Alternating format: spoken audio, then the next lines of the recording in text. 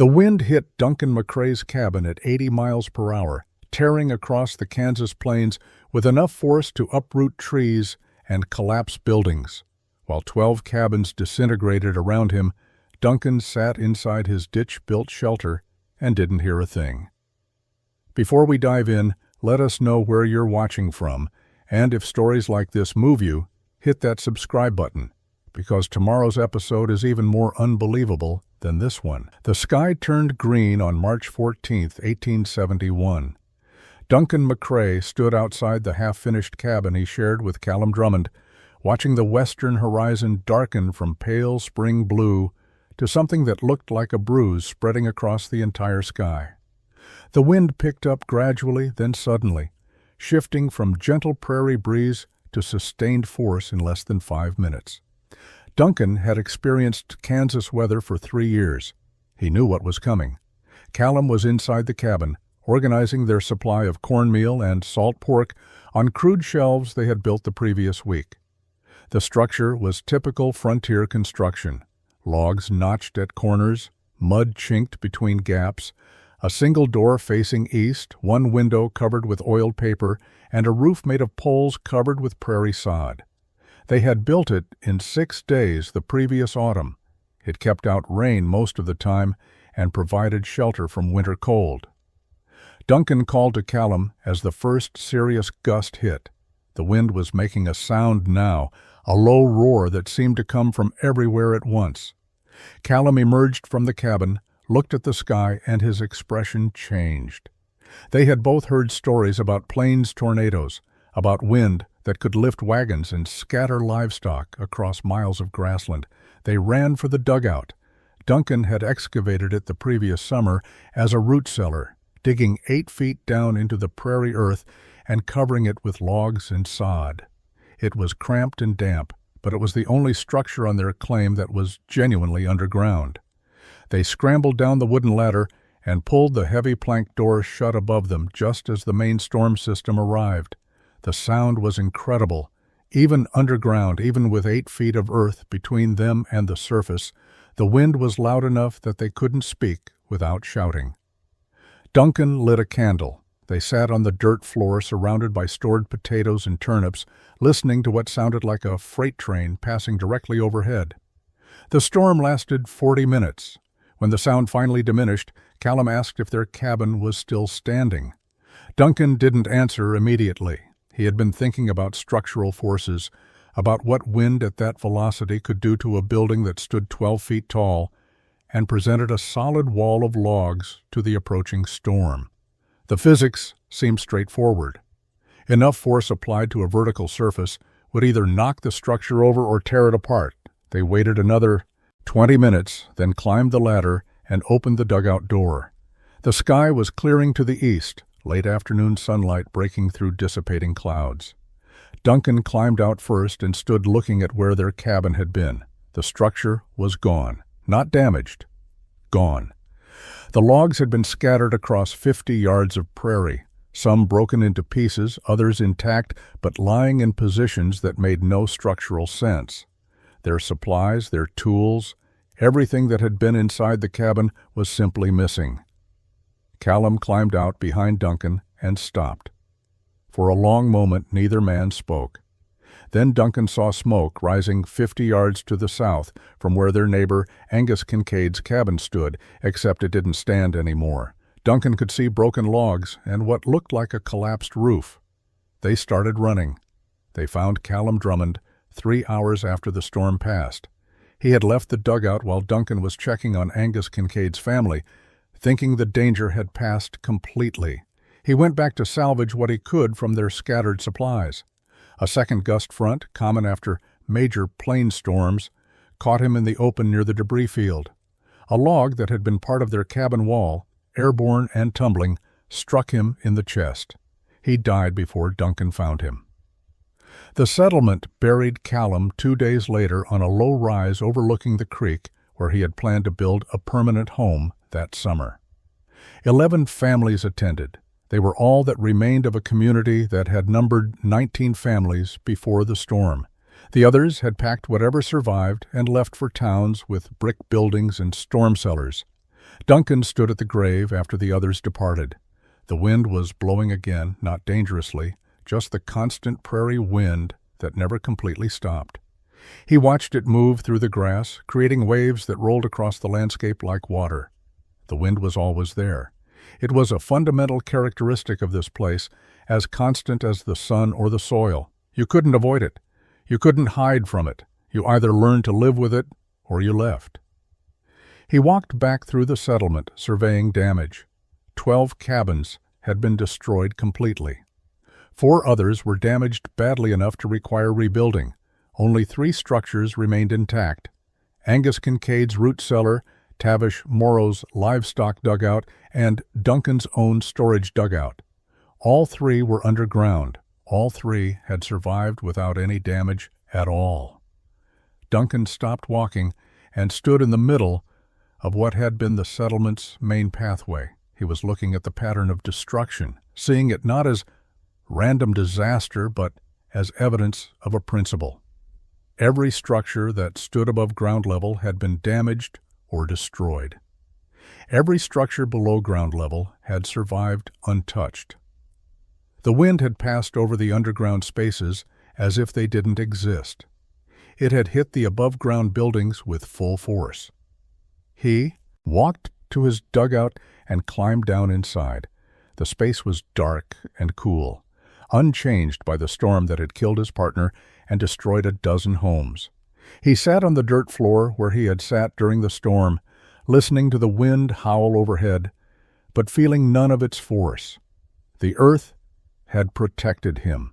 8 feet of soil had been enough to make the most powerful wind meaningless. Duncan stayed in the dugout for an hour, thinking. When he climbed back out, he knew what he was going to do. He was going to build a cabin. But the cabin wasn't going up, it was going down. Duncan spent the next week living in the dugout while helping neighbors salvage materials and begin repairs. At night, he lay awake thinking about wind and earth and the physics of survival. He wasn't an educated man in the formal sense. He had attended school through 8th grade in Pennsylvania before his family moved west, but he understood practical mechanics from years of farm work and construction. Wind was force applied horizontally. A wall standing vertical presented maximum surface area to that force. The taller the wall, the more leverage the wind had to push it over. Basic physics. A child pushing against a fence post at ground level accomplished nothing. The same child pushing at the top of the post could make it move. Height created vulnerability, but what if there was no height? What if the structure sat below ground level, presenting almost no surface for wind to push against? The wind would flow over it the same way water flowed over a submerged rock in a stream. No resistance meant no damage. Duncan began sketching plans in the dirt outside his dugout. He drew rectangles representing trenches, smaller rectangles representing cabin walls inside those trenches. He calculated depths and widths, thinking through problems before they occurred. Water drainage was the obvious concern. A hole in the ground would collect rainwater and snowmelt. He would need drainage channels, gravel beds, a raised floor, difficult but solvable. Structural earth pressure was another issue. Soil weighing thousands of pounds would press against any walls built below grade. He would need air gaps, retaining walls, maybe stone reinforcement, also solvable with enough planning and work.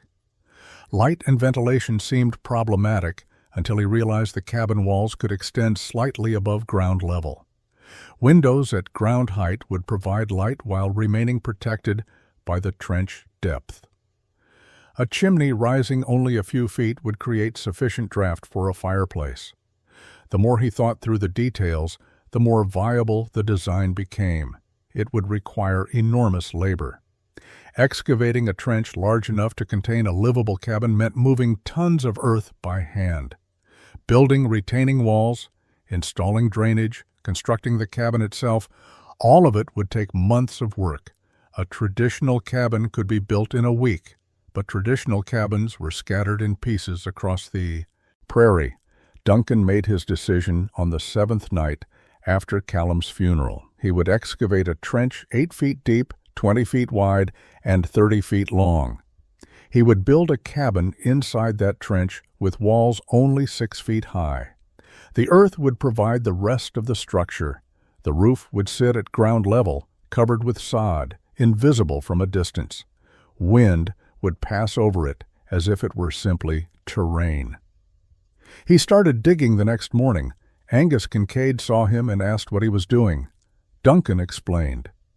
Angus stared at him for a long moment, then said, "You're building a grave, not a cabin." Duncan didn't argue. He just kept digging. Duncan worked through the design details during the first week of April, 1871. He had chosen a location on high ground, 50 yards from the creek that ran through his claim. Most settlers built close to water for convenience. Duncan prioritized drainage. His trench would need to shed water, not collect it. The slight elevation would help. He marked the perimeter with wooden stakes and twine, creating a rectangle 30 feet long and 20 feet wide. The dimensions were larger than necessary for the cabin itself, but he needed working space around the structure for drainage channels and retaining walls. He would excavate the full rectangle to 8 feet depth, then build the cabin in the center, leaving a 2-foot gap between cabin walls and trench walls. The math was straightforward but daunting. 30 feet times 20 feet times 8 feet equaled 4,800 cubic feet of earth. Soil weighed roughly 90 pounds per cubic foot, meaning he needed to move over 200 tons of dirt with a shovel and a wheelbarrow by himself. He broke the project into manageable sections. He would dig the trench in strips, starting at one end and working across. Each strip would be 4 feet wide, running the full 30-foot length. He would excavate each strip to full depth before starting the next one. This approach would let him see progress and would make the eventual drainage system easier to install. Tavish Morrow rode past on the third day of staking and planning. He stopped his horse and sat watching Duncan measure depths with a marked pole. Finally, he called out, asking what Duncan was building. Duncan explained the concept. Underground cabin, wind protection, earth insulation. Tavish listened, then laughed. Man digs his own hole and calls it progress. You've lost your mind, McCrae. That storm took Callum and took your sense with him.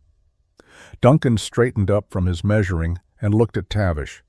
He didn't respond to the insult. He simply asked if Tavish had finished rebuilding his own cabin yet. Tavish's expression changed. His cabin had been destroyed in the storm. He was currently living in a temporary brush shelter while he accumulated enough logs for reconstruction. He didn't answer Duncan's question. He just rode away. Other neighbors had similar reactions. Fergus MacLeod stopped by and tactfully suggested that perhaps Duncan was working through grief in an unusual way. Maybe he should consider moving to town for a while, taking time to recover before making major decisions about rebuilding. Ranald Brodie was more direct. He told Duncan that digging holes was what you did for outhouses and root cellars, not homes. A man needed to live above ground, not burrow like an animal. Duncan listened to all of them with patience. He didn't argue. He didn't defend his reasoning. He had learned that people rarely changed their minds through argument. They changed their minds through evidence. He didn't have evidence yet.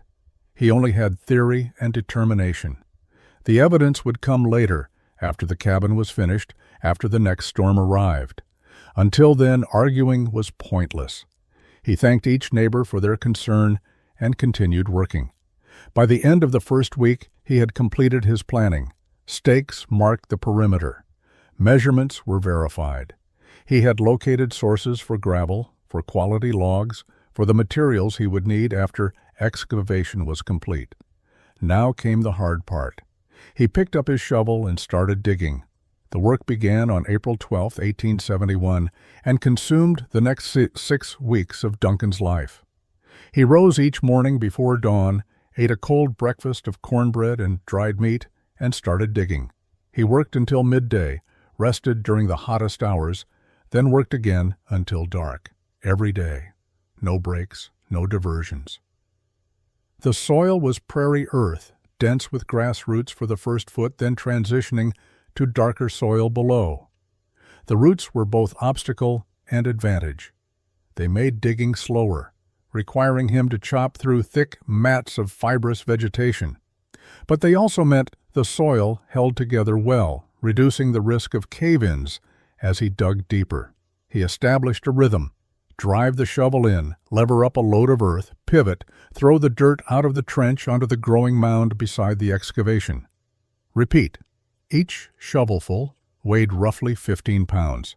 He moved hundreds of them every hour. His hands developed calluses on top of existing calluses. His shoulders and back ached constantly for the first 2 weeks. Then the pain faded as his body adapted to the relentless labor. The first strip took 11 days to excavate to full depth. When he stood at the bottom of the completed section, the trench walls rose 8 feet above his head.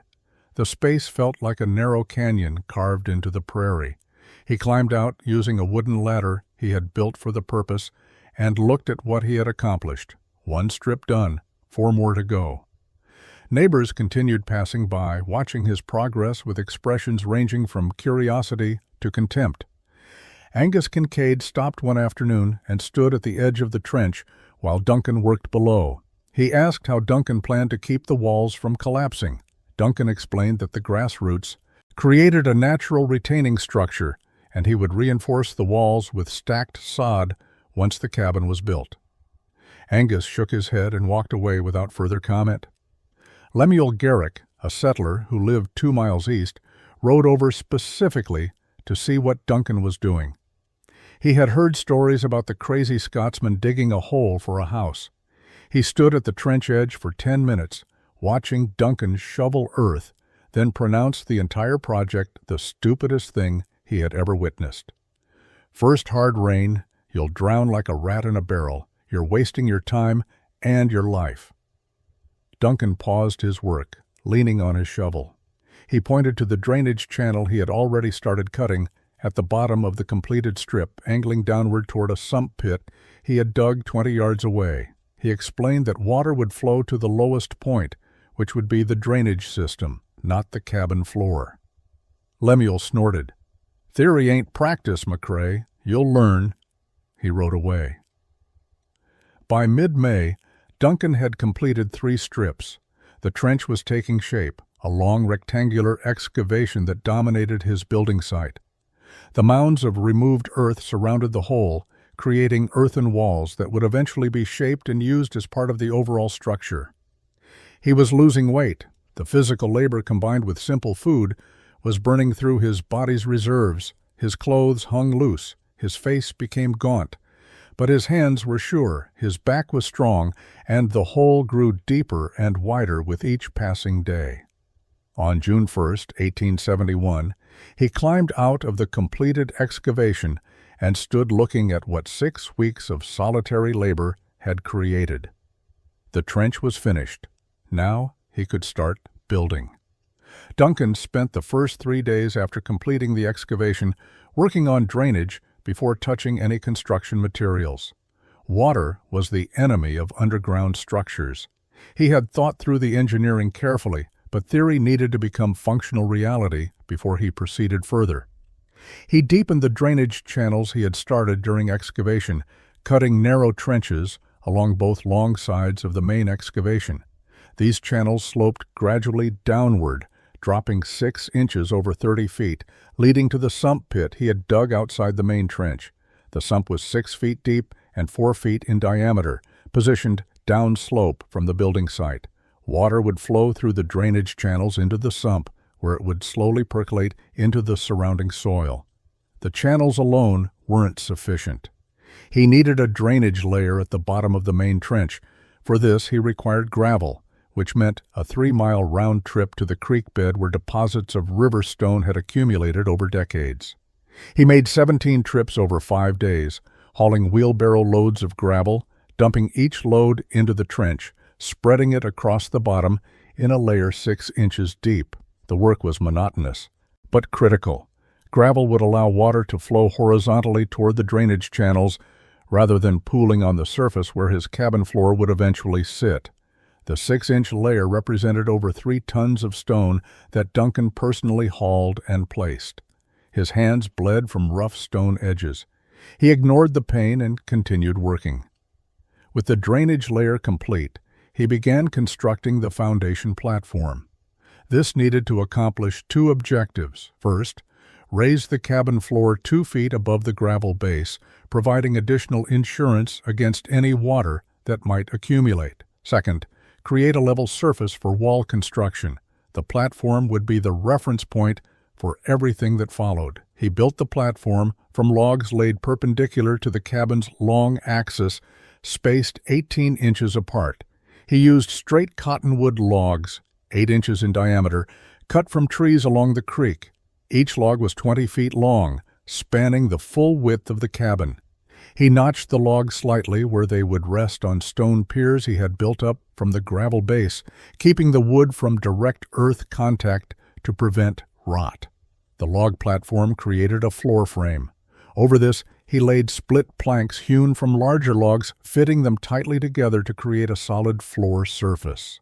The planks were 3 inches thick, substantial enough to support furniture and weight without flexing. He secured each plank to the underlying logs with wooden pegs, creating a unified structure. The completed foundation sat exactly 2 feet above the gravel drainage layer and 6 feet below the original ground level. This meant his cabin walls would only need to be 6 feet high to bring the roof to ground level. Reduced wall height meant improved structural stability and less material requirement. Engineering efficiency. Duncan stood on the completed platform and looked up at the trench walls surrounding him. The 8-foot earthen walls would eventually be lined with sod-retaining structures, but for now they were raw earth, grass roots visible in cross-section. He was standing in the bottom of what neighbors called his grave.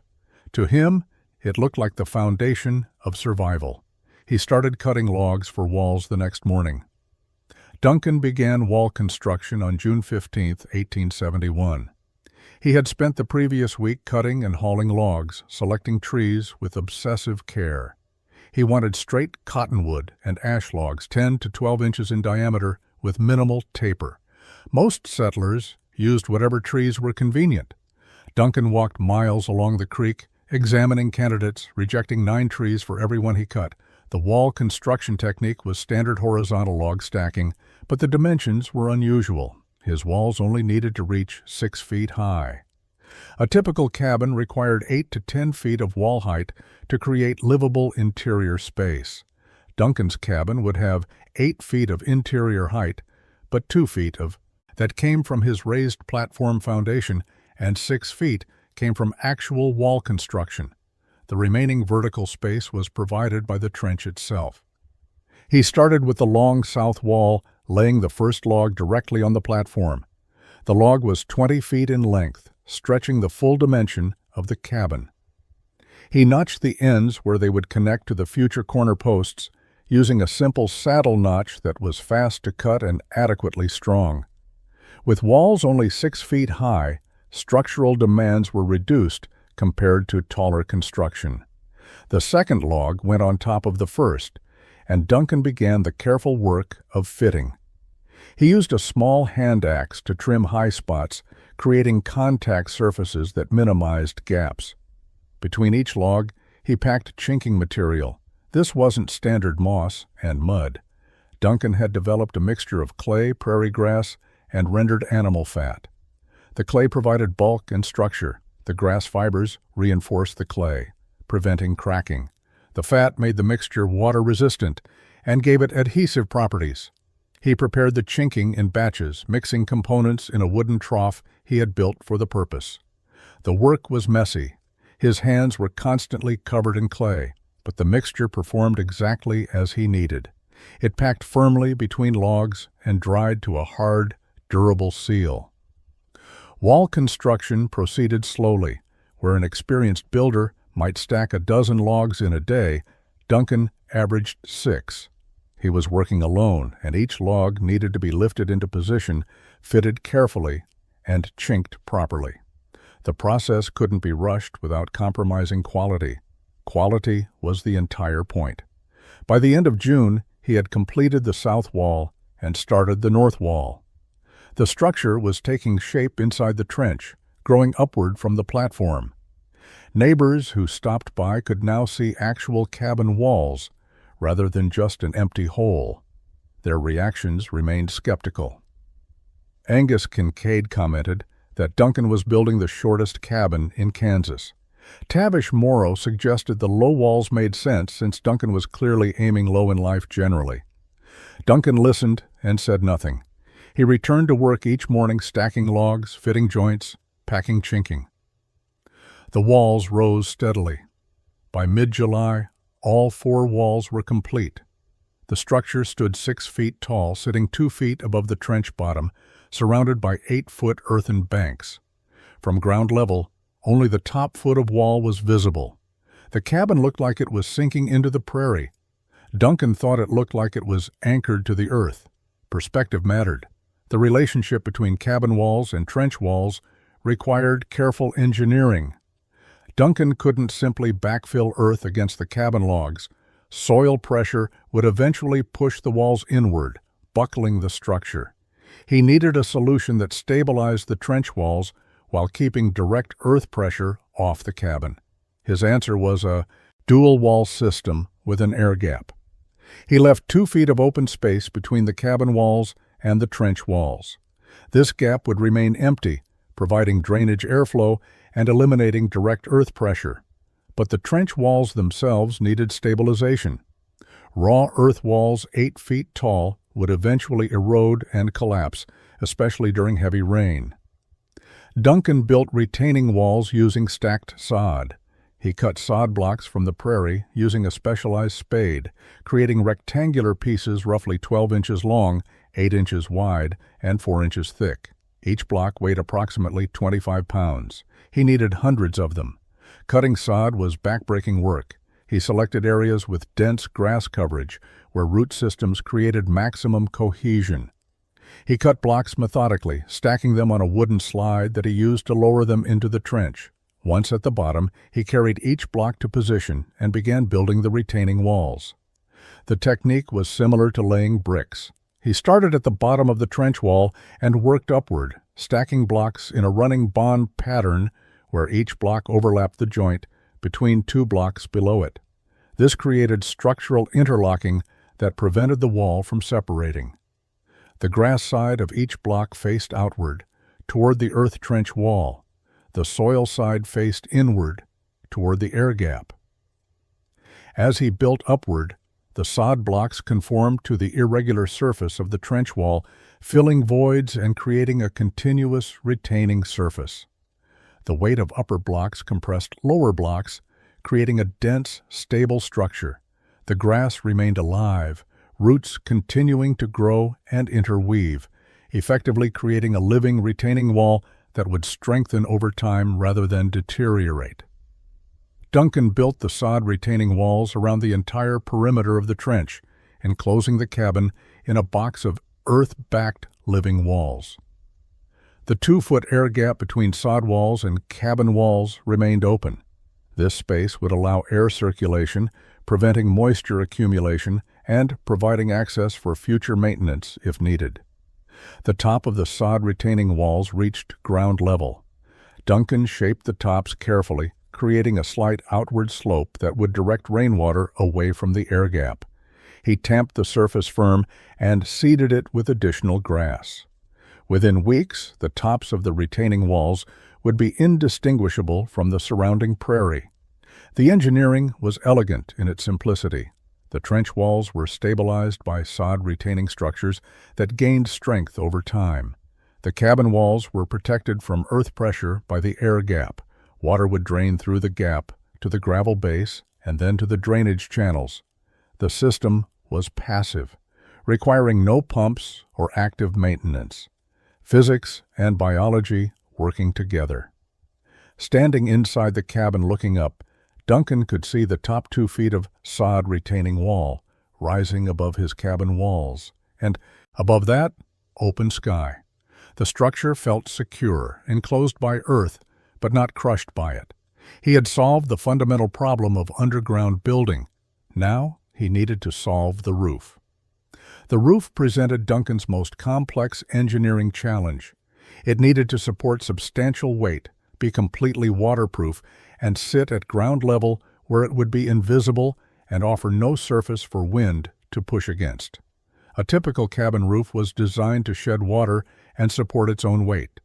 Duncan's roof needed to support itself plus 18 inches of soil. He began with structural framing. He built peaked roof trusses using the strongest wood available, selecting ash logs for their combination of strength and flexibility. Each truss was an A-frame structure with a horizontal tie beam connecting the base of the two angled rafters. The tie beam prevented the rafters from spreading under load. Basic engineering, but executed with precision. He constructed 6 trusses, spacing them 5 feet apart along the cabin's 30-foot length. Each truss was heavy, requiring significant effort to lift into position and secure to the top of the cabin walls. He notched the bottom of each rafter to sit firmly on the wall logs, then pegged them in place with oak pins driven through pre-drilled holes. With the trusses installed, he added ridge beam and purlins, creating a framework for the roof surface. The ridge beam ran along the peak where the tops of all trusses met. Purlins ran horizontally between trusses parallel to the ridge beam, providing attachment points for the roof planking. The roof surface required complete impermeability. Duncan used split planks, hewn flat on one side, laid perpendicular to the ridge beam. He fitted each plank tightly against its neighbor, leaving no gaps. The planks overlapped at the ridge and extended past the wall plates, creating small eaves that would direct water away from the cabin walls. Over the planking, he laid multiple layers of birch bark. He had harvested the bark weeks earlier, selecting large sheets from mature trees along the creek. Birch bark was naturally waterproof and flexible. He overlapped each sheet like shingles, starting at the eaves and working toward the ridge, ensuring water would flow over seams rather than under them. The bark layer was secured with thin wooden battens, creating a smooth, waterproof surface. But Duncan didn't trust bark alone. Over the bark he spread a thick layer of clay mixed with rendered fat, the same mixture he had used for wall chinking. He applied it with his hands, working it into every seam and gap, creating a continuous waterproof membrane. The clay layer dried over several days, forming a hard, impermeable seal. Over the clay, Duncan added the final component, 18 inches of soil and sod. He hauled earth from the mounds surrounding his excavation, spreading it carefully across the roof surface. The weight was immense, but the robust truss system supported it without flexing. Finally, he laid prairie sod over the soil, grass side up, creating a living roof. The sod blocks were placed tightly together, roots interlocking. Within weeks, the grass would knit together, creating a continuous meadow that happened to be growing on his roof. From any distance greater than 20 yards, the cabin would be invisible, appearing as nothing more than a slight rise in the prairie surface. Wind would pass over it as if it were terrain, because effectively it was. With the roof complete, Duncan turned his attention to making the interior livable. The space was dark, lit only by the open doorway and the small window openings he had left in the east and west walls. He needed functional light, heat, and storage before the structure could be called a home. The fireplace was his first priority. Most frontier cabins used simple mud fireplaces, or even just open fire pits. Duncan built something more substantial. He gathered flat stones from the creek bed, selecting pieces that could be stacked with minimal gaps. He built the fireplace in the northwest corner, constructing it directly on the platform foundation with additional stone supports extending down to the gravel base for stability. The firebox was 2 feet wide and 18 inches deep, large enough to burn substantial pieces of wood, but small enough to heat efficiently. He built the back wall at a slight forward angle, creating a smoke shelf that would reflect heat into the room and prevent downdrafts. The chimney rose vertically from the firebox, constructed of stacked stone, mortared with clay. The chimney was narrow, only 8 inches square internally. This was deliberate. A narrow chimney created stronger draft, pulling smoke up efficiently. The chimney extended through the roof structure, rising 3 feet above ground level. This was the only part of Duncan's cabin that was clearly visible from a distance, a short stone chimney appearing to grow directly from the prairie. He built a sleeping platform along the south wall, raising it 2 feet off the floor. The elevation provided storage space underneath and kept him off the cold floor during winter. The platform was simple, log supports with split plank decking. He would add a straw mattress later. Storage shelves went up on the north and east walls, mounted securely to the log structure. He built a small table using leftover planks, creating a surface where he could prepare food and work on equipment repairs. A bench provided seating. The furniture was crude but functional. The windows required special attention. He had left openings 16 inches square in the east and west walls, positioned at the top of the wall structure so they would be at ground level externally. This placement provided light while keeping the openings protected by the trench depth. He built shutters for each window using thick planks reinforced with cross bracing. The shutters were hinged on the interior and could be secured with a simple wooden bar. Behind each shutter, he stretched oiled canvas across the opening, tacking it to the interior wall. The canvas was translucent, allowing diffused light to enter even when shutters were closed for security. It also provided a barrier against insects and weather. The interior was small, roughly 16 feet by 20 feet of usable space. But it felt secure. The thick walls, the earth surrounding the structure, the solid roof overhead, all combined to create a sense of enclosure that was comforting rather than claustrophobic. Duncan moved his supplies in and spent his first night in the completed cabin on August 3, 1871. The air inside was cool despite the summer heat outside. He lay on his sleeping platform listening to the silence. No wind noise, no weather sounds, just profound quiet. He slept better than he had in months. Duncan spent the final weeks of August finishing details. He built a heavy door from thick planks, reinforcing it with diagonal bracing and hanging it on iron hinges he had purchased in town. The door fit tightly in its frame and could be secured from inside with a substantial wooden bar that dropped into iron brackets mounted to the adjacent wall logs. He improved the approach to his cabin, cutting steps into the earthen bank that led down to the door level. The steps were reinforced with wooden planks to prevent erosion. He built a small landing at the door, providing a level surface for entering and exiting. From ground level, the cabin entrance looked like a doorway leading into a hillside, which, functionally, it was. He addressed drainage around the perimeter, ensuring that rainwater would flow away from the structure rather than toward it. He shaped the earth berms surrounding the excavation site, creating gentle slopes that directed water away. He seeded these slopes with grass to prevent erosion. The settlement's reaction to the completed structure was immediate and harsh. Angus Kincaid visited on September 1st and stood looking at the cabin entrance with undisguised contempt. He called it the finest root cellar he had ever seen, but questioned why Duncan had wasted so much effort on a storage building when he still needed an actual house. Duncan explained it was his house. Angus laughed and walked away. Tavish Morrow was more direct in his mockery. He arrived with 2 other settlers, Lemuel Garrick and Hiram Caswell, apparently just to ridicule Duncan's work. Tavish announced that Duncan had built himself a fancy grave and congratulated him on preparing for his inevitable death from stupidity. He predicted that the first hard rain would fill the structure with water, and Duncan would drown like a rat in a barrel. The others laughed.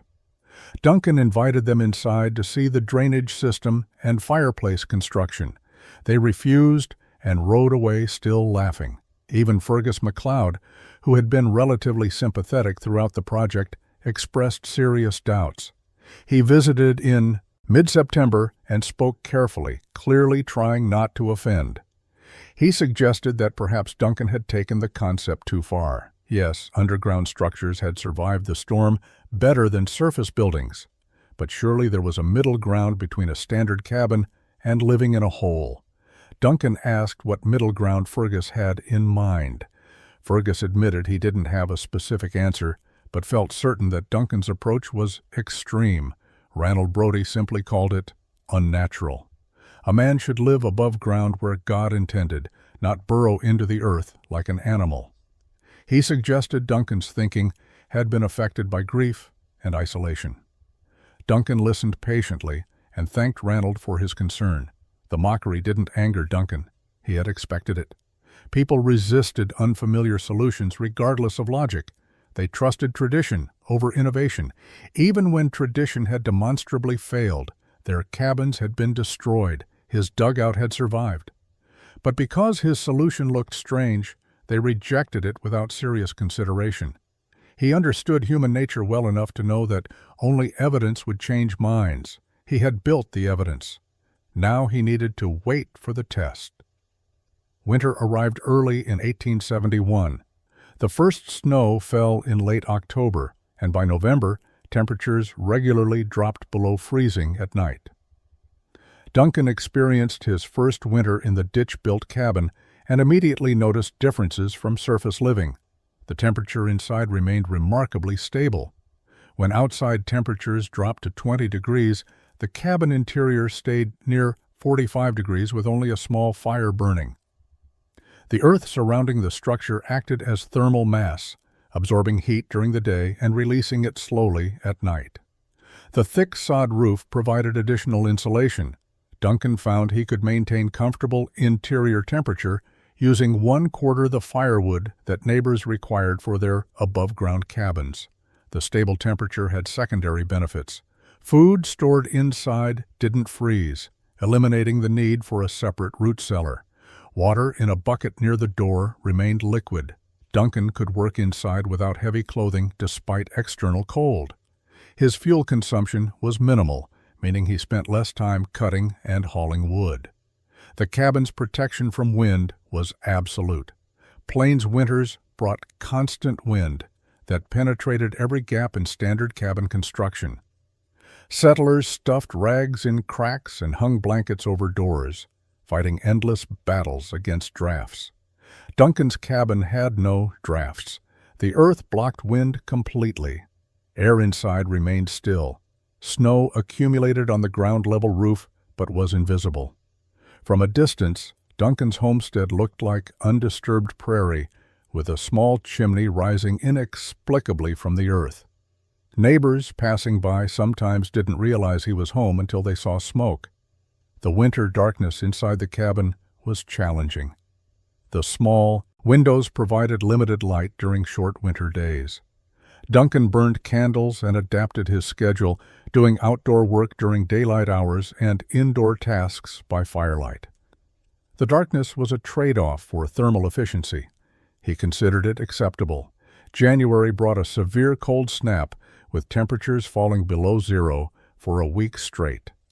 Angus Kincaid lost 3 sheep to exposure. Tavish Morrow's cabin became so cold, despite a roaring fire, that water froze in buckets overnight. Duncan maintained comfortable temperature with moderate fire. His food supplies remained unfrozen. He slept under a single blanket rather than the multiple layers neighbors required. By late February, as winter began releasing its grip, Duncan had consumed approximately 2 cords of firewood. Tavish Morrow, living in a comparable-sized cabin, had burned through 8 cords. The difference was dramatic and undeniable. Earth insulation was measurably superior to standard above-ground construction for temperature regulation. Spring arrived in March. As snow melted, Duncan watched his drainage system carefully. Water flowed exactly as designed, moving through the channels to the sump pit. The air gap between cabin walls and sod retaining walls remained dry. The interior showed no signs of moisture intrusion. The system worked. His cabin had survived its first winter without a single structural problem. But winter wasn't the real test. Wind was. Spring, 1872, brought volatile weather to the Kansas plains. April saw alternating periods of calm and violence as cold northern air clashed with warm southern systems. Thunderstorms formed rapidly, bringing heavy rain and dangerous wind. Settlers, who had rebuilt after the previous year's destruction, watched the sky nervously. The first significant storm arrived on April 9th. Duncan was checking his trap lines when he noticed clouds building to the west.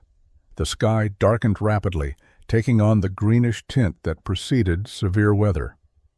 He returned to his cabin, descended the steps, and went inside. He secured the door bar and closed the window shutters. The storm hit 20 minutes later. Rain fell in sheets driven by wind that Duncan estimated at 50 miles per hour based on the sound. He sat at his table eating cold biscuits, listening to the muted roar overhead. The sound was distant, as if the storm was happening somewhere else. Inside the cabin, the air remained still. No drafts, no leaks, no movement. After an hour, the storm passed. Duncan opened his door and climbed the steps to ground level. The prairie was soaked, water standing in low spots. He walked through the settlement checking on neighbors. Angus Kincaid's cabin had lost several roof shingles. Tavish Morrow had a broken window shutter. Fergus McLeod's chimney had partially collapsed. Minor damage overall, but damage nonetheless. Duncan's cabin showed no effects. The sod roof had absorbed the rain without leaking. The earth structure hadn't moved. When Angus came by the next day to borrow tools for repairs, he asked how Duncan's place had fared. Duncan said he hadn't noticed any problems. Angus looked at him oddly, but didn't comment further. 3 more storms hit during April and May. Each followed similar patterns: rapid onset, high winds, heavy rain, then clearing. Each time neighbors sustained minor damage and made repairs. Each time Duncan experienced the weather as distant noise that didn't affect his structure. The pattern was becoming noticeable. Settlers began asking Duncan about his cabin's performance. He explained the engineering honestly. Earth blocked wind, sod absorbed water. The structure presented almost no surface for wind to push against. The explanations were technical and didn't satisfy people who wanted simple answers. Tavish Morrow suggested Duncan was simply lucky. The storms hadn't been as severe as the previous year's disaster. "Wait for a real wind," Tavish said, and Duncan's underground hole would prove as vulnerable as any other structure. Duncan didn't argue. He knew another major storm would eventually arrive. When it did, his cabin would either validate his engineering or prove his critics correct. By early June, settlers had settled into familiar rhythms. Fields were planted, livestock grazed, life continued. Then the weather patterns shifted again. Old-timers recognized the signs: unusual humidity, strange cloud formations, pressure changes that made joints ache. Something large was building. The settlement prepared. The atmospheric conditions during the second week of June 1872 were unusual enough that even inexperienced settlers noticed. The air felt heavy, thick with moisture, despite the absence of rain. Clouds formed and dissipated without producing weather. The wind shifted directions unpredictably, gusting briefly then falling to complete calm. Angus Kincaid, who had farmed in Kansas for 8 years, told anyone who would listen that conditions felt like 1867, the year a tornado had destroyed a settlement 40 miles east. He reinforced his cabin with additional bracing, nailing diagonal boards across interior walls to prevent racking. He moved his most valuable possessions into his root cellar. Tavish Morrow took similar precautions. He added extra rope lashing to his roof, tying it down to stakes driven deep into the ground. He built temporary bracing for his door, wedging logs against it from inside. He stocked his livestock dugout with food and water, creating a refuge space separate from his cabin. Fergus McLeod organized a community meeting to discuss storm preparations. 15 families attended. They agreed on a warning system. Anyone spotting dangerous weather would fire 3 rifle shots in rapid succession, alerting others to seek shelter. They identified the strongest structures in the settlement that could serve as community refuges. Duncan's ditch-built cabin was not included in the list. Most settlers still considered it experimental and untested. Lemuel Garrick asked Duncan directly during the meeting whether he felt safe in his underground cabin during severe weather. Duncan said he felt safer there than anywhere else. Lemuel pointed out that confidence wasn't the same as evidence. Duncan agreed and said evidence would come when the storm arrived. Ranald Brody suggested everyone should prepare as if their lives depended on it, because they likely did. He described the previous year's storm, reminding newer settlers of the destruction and death. His wife had been injured by flying debris. His son had been trapped under collapsed logs for 3 hours before being rescued. He wasn't interested in taking chances or trusting untested structures. Duncan listened to all the preparation talk and added his own supplies to the cabin: extra firewood, additional food stores, full water barrels, medical supplies. He wasn't preparing for the storm to damage his cabin. He was preparing for the aftermath, when neighbors would need help rebuilding again. The evening of June 17th brought oppressive heat and absolute calm. No wind at all. The air felt solid, pressing down like a physical weight. Animals behaved strangely. Horses stood with ears back, nervous without apparent cause. Dogs whined and stayed close to their owners. Birds fell silent, hours before their usual roosting time. Sunset was spectacular and ominous. The western sky turned deep orange, bleeding into purple, with clouds forming towers that reached impossible heights. Lightning flickered inside the cloud formations, illuminating them from within. Thunder rumbled continuously, so constant it became background noise. Duncan stood at ground level near his cabin entrance, watching the sky. Other settlers were doing the same across the settlement, drawn outside despite the threatening conditions. They knew something significant was approaching. The only question was when it would arrive and how bad it would be. Duncan descended into his cabin as full darkness fell. He secured the door, checked his supplies, and waited. The storm arrived at dusk on June 18, 1872. Duncan was inside his cabin preparing a simple meal when the light coming through his window openings suddenly dimmed. He looked out and saw the western sky had turned black. Not the gray-black of normal storms, but an absolute darkness that seemed to absorb light. The wind started gradually, building from calm to sustained force over 10 minutes. Duncan could hear it now, a sound like distant rushing water that grew steadily louder. He secured his window shutters and checked his door bar. Then he sat at his table and waited. The main system hit 20 minutes later. The sound changed from rushing water to sustained roar. Duncan estimated wind speeds at 70 or 80 miles per hour based on the intensity. Inside his cabin, he felt nothing: no drafts, no vibration, no movement. The earth surrounding his structure absorbed everything. He lit a candle and continued eating his meal.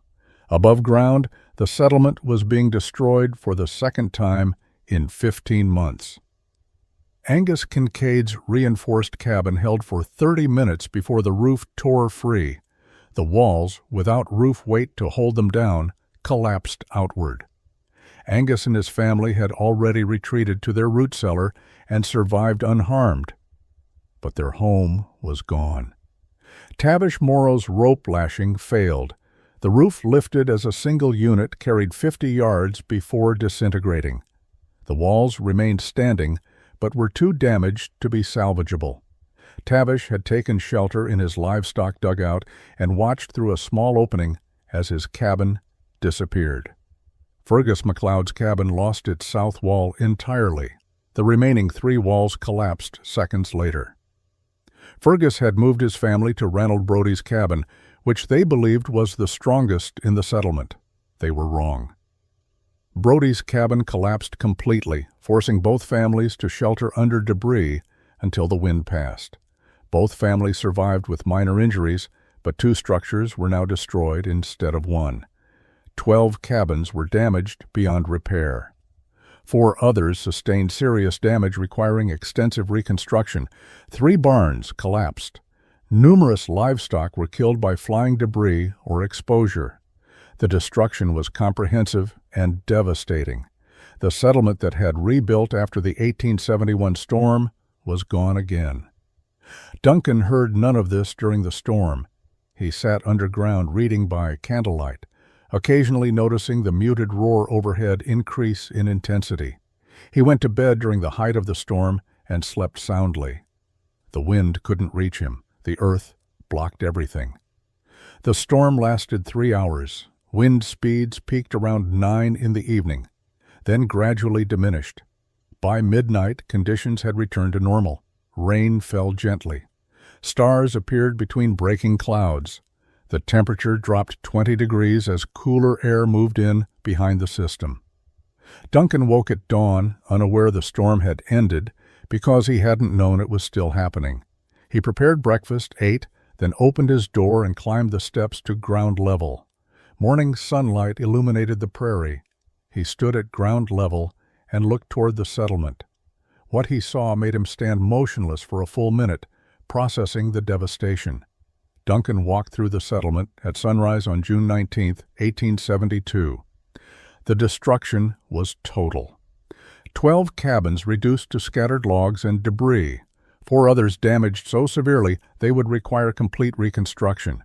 The landscape looked like a battle had been fought there, with wreckage distributed randomly across hundreds of yards. He found Angus Kincaid sitting on the ground near what had been his cabin, staring at the debris field. Angus looked up as Duncan approached. His expression was exhausted, beyond anger or grief. He asked Duncan a simple question, "Well, how is your place?" Duncan said it was fine, completely untouched. Angus nodded slowly, processing this information, then asked Duncan to help him salvage what could be recovered. They worked together for 2 hours, pulling usable logs from the wreckage, stacking them for eventual reconstruction. Angus didn't speak much, but eventually he asked how Duncan had slept. Duncan admitted he had slept through most of the storm. The noise was muted underground. Angus stopped working and looked at him. "You slept through that wind?" Duncan confirmed it. Angus returned to salvaging logs without further comment. Tavish Morrow was in worse shape emotionally.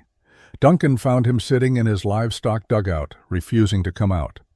His cabin was gone. His supplies were scattered. He had lost everything for the second time in 15 months. Duncan sat at the dugout entrance and talked quietly. He offered help rebuilding. He offered temporary shelter. Tavish eventually emerged but looked broken in a way that had nothing to do with physical injury. Fergus MacLeod had a gash on his forehead from falling debris. Duncan helped him clean and bandage the wound. Fergus asked the question that everyone was thinking, "How did your cabin survive?" Duncan explained the engineering again. Earth blocked wind. The structure sat below grade, presenting no surface for wind to push against. The roof was ground level, invisible to the storm. Physics, not luck. Fergus listened carefully this time. He asked specific questions about construction techniques, drainage systems, material costs. The mockery was gone from his voice. He was asking as someone who needed answers, not someone looking for reasons to dismiss unfamiliar ideas. By midday, a dozen settlers had visited Duncan's cabin to see it for themselves. They walked around the site, noting how the structure was invisible until you were standing directly above it. They descended the steps and examined the interior. They asked about winter heating, summer cooling, construction time, material requirements. Duncan answered every question honestly. Ranald Brody arrived in the afternoon. He stood at the cabin entrance for several minutes without speaking. Finally, he said he had been wrong. He had called Duncan's approach unnatural and foolish. He had mocked the effort and predicted failure. He was wrong about everything. He asked if Duncan would help him build something similar. Duncan said yes. They started planning the next morning. Reconstruction began in late June 1872, but this time the construction looked different. Fergus MacLeod was the first to start excavating. He chose a site similar to Duncan's, on high ground with good drainage potential. He marked a trench 25 feet long and 18 feet wide. He started digging. Duncan helped during the first week, showing Fergus how to cut drainage channels, where to place the gravel base, how to build the Foundation platform. Fergus was a quick learner and had construction experience. Within days, he was working independently, adapting Duncan's techniques to his own needs. Ranald Brodie began his excavation in early July. His trench was larger, 32 feet by 22 feet, designed to accommodate his family of 6. He spent 5 weeks on excavation alone, moving earth with determined intensity. His wife brought him water and food while he worked. His children helped haul gravel from the creek. The entire family was invested in building something that would protect them. By August, 3 ditch-style cabins were under construction. By September, 7 more families had started excavations. The technique was spreading organically through the settlement. No formal promotion, no organized instruction, just practical people recognizing a solution that worked and adopting it. The name evolved naturally. People called them dug cabins initially, then trench homes, then eventually just dugouts. Duncan's name was rarely attached. Someone would say they were building a dugout, and others would understand what that meant. The innovation had become communal knowledge, disconnected from its origin. Not everyone adopted the technique. Some settlers rebuilt traditional above-ground cabins, trusting reinforcement and better materials rather than radical design changes.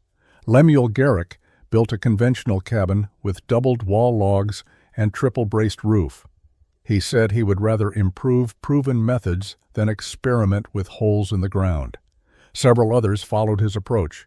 The settlement divided into 2 architectural camps, those who built underground and those who built above ground. The division wasn't hostile, just philosophical.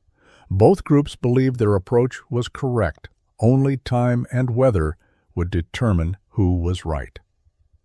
Duncan helped anyone who asked for guidance. He spent weeks moving between construction sites, advising on drainage design, demonstrating wall construction techniques, helping solve problems as they emerged. He shared everything he had learned without reservation or compensation. The knowledge was freely given because the need was urgent and survival was communal. By October 1872, 11 dug cabins were completed or near completion. The settlement's appearance had changed dramatically. Where previously cabins had stood visibly across the landscape, now much of the housing was invisible. Chimneys rose from apparently empty prairie. Doors opened into hillsides. The settlement had partially disappeared into the earth. Winter, 1872-73, was harsh. Temperatures fell below zero repeatedly. Snow accumulated in deep drifts. Fuel was scarce due to storm damage that had destroyed many wood piles. Families in dug cabins used minimal firewood and stayed warm. Families in above-ground cabins burned through their reserves and suffered cold. The difference was measurable and undeniable. Earth. Insulation was superior. Duncan McCrae lived in his ditch-built cabin for 23 years.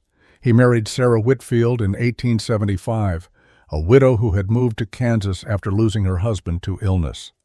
They raised 2 children in the underground home, a son born in 1876 and a daughter born in 1879. The cabin that neighbors had mocked became a family home. The structure required minimal maintenance over 2 decades. The sod roof needed occasional reseeding where grass died. The drainage channels required cleaning every few years when silt accumulated. Otherwise, the cabin remained solid and functional.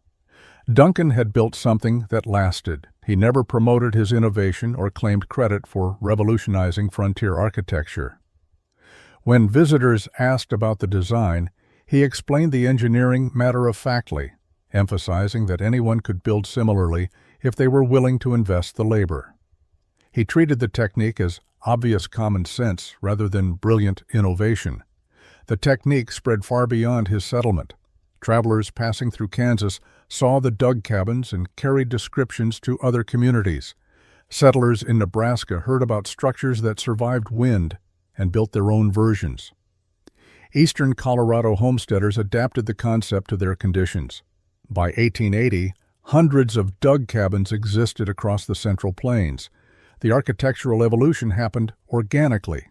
Some builders excavated deeper, creating entirely underground homes. Others built hybrid structures with partial excavation. Some used stone retaining walls instead of sod. The core principle remained constant: reduce exposure to wind by building down instead of up. Duncan died on March 7, 1894, from pneumonia that developed after a late winter cold. He was 56 years old. He was buried in the settlement cemetery on a hill overlooking the creek where he had first dug his cabin foundation 23 years earlier. His gravestone listed his name, birth and death dates, and the phrase, "faithful husband and father." Nothing about cabins or innovation. Sarah continued living in the dug cabin for another 12 years before moving to town to be near their daughter. The cabin was eventually occupied by homesteaders, remaining structurally sound into the early 1900s. It was abandoned around 1910. The structure slowly collapsed over decades, returning to the earth from which it had been carved. But the principle Duncan had proven survived long after the physical structure disappeared. Across the plains, dug cabins protected families through storms that destroyed conventional buildings. The technique saved lives that would have been lost to wind, cold, or fire. Conservative estimates suggest dozens of deaths were prevented because people built underground rather than above ground. The impossible had become routine. A cabin that wind couldn't destroy, that required minimal heating, that lasted decades with little maintenance. Built not through advanced technology or expensive materials, but through understanding simple physics and refusing to accept that traditional methods were the only methods. Duncan McCrae proved that sometimes survival means going down when everyone else builds up. His legacy wasn't written in stone or recorded in books. It was built into the earth itself, scattered across the plains in structures that sheltered families while remaining invisible to the storms that passed overhead.